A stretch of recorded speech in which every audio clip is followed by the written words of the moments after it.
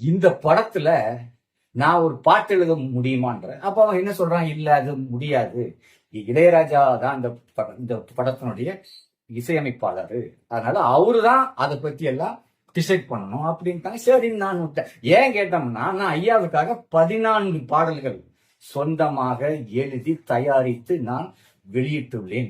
இன்றைக்கும் தேவர் ஐயாவுடைய கொடி, எந்த ஊர்ல கொடியேற்ற போனாலும் கொடி பறக்குதடா தேவர் கொடி பறக்குதடா என்கின்ற பாடல் என்னுடைய பாடல். அதே மாதிரி ஐயாவுடைய பசும்பொன் ஆலயத்துல கூட அவருக்கு பூஜை பண்ணும் போதெல்லாம் பசும்பொன்னில் உதித்த நல்ல புண்ணியரே அப்படிங்கிற பாடலும் என்னுடைய பாடல்.